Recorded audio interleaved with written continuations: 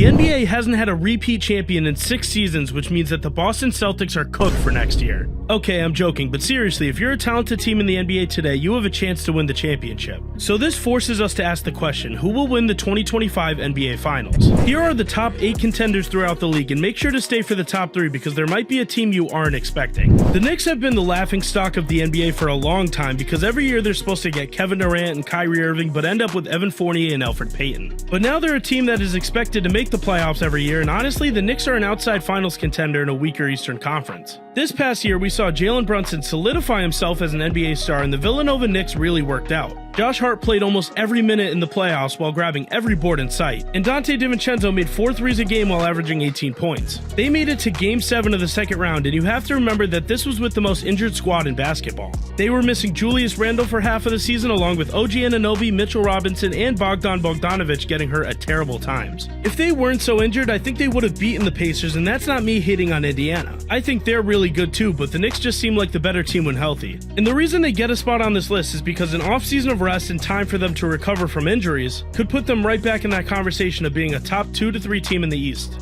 Do I think they'll make the finals? No, but I do think they're a top 8 team in the league to have a chance. Now, I know what you're going to say with the 76ers being number 7 on this list, and I'm prepared to explain why. I get it, they have trouble making it past the second round every year, and their best player is always injured. And those are valid arguments because throughout the process, they haven't proved a single thing, except that they can make bad decisions like choosing Tobias Harris over Jimmy Butler. But I still ask myself the same question before every NBA season: what if they actually do it? What I mean by that is, what if they actually stay healthy, and what if their role players actually play well? Joel Embiid is a top 5 player in the world, and Tyrese Maxey is an up-and-coming star who I personally think will be a top 10 player in the league. And then the biggest rumor this offseason has been that Paul George will eventually be wearing a 76ers uniform. And I can't explain in words how much of an upgrade that is over Tobias Harris. So if that actually happens and the 76ers can stay away from the injury bug, I think they definitely have a shot at winning the championship in 2025. I know you're probably wondering why I have them above the Knicks because New York just beat them in the playoffs without Julius Randle. But at the end of the day, if we could magically make both teams 100% healthy, I think the 76ers are better. And I'm kind of banking on the fact that PG-13 signs with them. They'll probably choke in the second round again, but for now they fall at 7. This might seem disrespectful to some people, and you know what, I can't even disagree. I feel disrespectful putting them this low. The Mavericks are coming off of a finals run, and at the end of the day, they have Luka Doncic and Kyrie Irving, one of the most talented backcourts in NBA history. But when it comes to the Mavericks, I think everything clicked at the perfect time, and that's the biggest reason why they made the finals. I don't think they were necessarily the best team in the Western Conference. PJ Washington played the best basketball of his life in the playoffs. Derrick Jones Jr. was awesome, especially in the last 3 games against the Thunder, and Derek Lively was exactly what they needed out of a rookie. And then in the finals, nobody outside of Luka and Kyrie averaged more than 11 points, and I think a lot of those players came back down to earth. Repeat success in the West is going to be tough, and at the end of the day, I don't think it's likely that the Mavericks go back to the finals.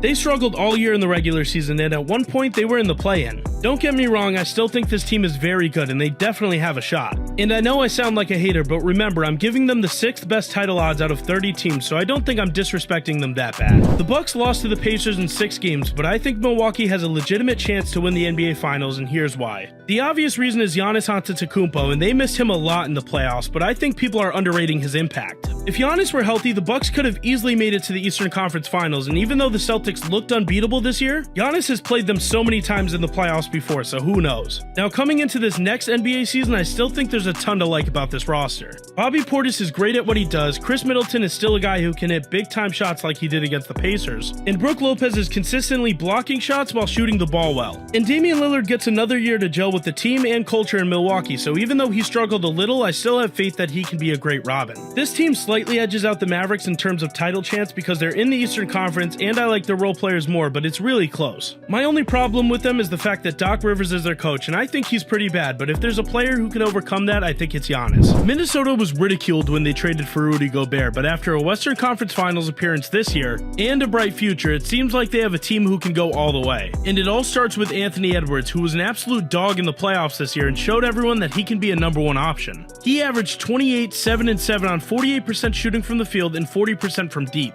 And these numbers are legitimately insane for a 22-year-old. Outside of Ant, the Timberwolves were also one of the best defenses we've ever seen in NBA history. They were the best all year on the defensive side of the ball, and they turned it up a notch in the playoffs. Minnesota held the defending champions to under 100 points in 4 out of the 7 games in their series. I also love the big man situation they have going on because Cat and Gobert are a nice defensive 1-2 punch. And then off the bench, they have Sixth Man of the Year, Naz Reid. The biggest reason I think they lost to the Mavericks was because of how tired the entire team looked throughout the series. Edwards was on the sideline looking pretty gassed, and that's partly due to guarding Kyrie, but that's also because he's never played that long in one season. Now that they have this experience under their belt, I think they should be one of the favorites to make it out of the West. Spots 3 and 4 were a toss-up because while the Timberwolves have more solidified players who have been in the league for years, I think the ceiling is a bit higher for the Thunder. They finished first in the Western Conference this year, and even though they lost in the second round, they really impressed me during their playoff run. They swept the Pelicans in the first round, and I know they didn't have Zion and they aren't the greatest team in the league, but they had a bunch of guys with playoff experience. And the Thunder made them look silly because of their defensive versatility and of course Shai Gilgeous-Alexander. This guy was one of the best players in the playoffs, and if you don't believe me, check the stats. Through 10 games, he averaged 30 points, 7 rebounds, and 6 assists while shooting 50% from the field and 43% from 3. The rest of their young guys played good too, and they've drawn some comparisons to the 2012 Thunder who made the finals. Some people call this crazy and an overreaction, but I like the comparison and definitely see the similarities. Giving this team another year to develop with a coach who won Coach of the Year will only be beneficial and help them reach their full potential. They also just traded for Alex Caruso, who makes them that much tougher to game plan against. We all know he's a defensive menace and a knockdown three-point shooter, so I truly think they can win a championship next year. I'm not gonna lie, the 1 and 2 spots are more 1A and 1B, but I thought that was lame, so I put the defending champions at 2.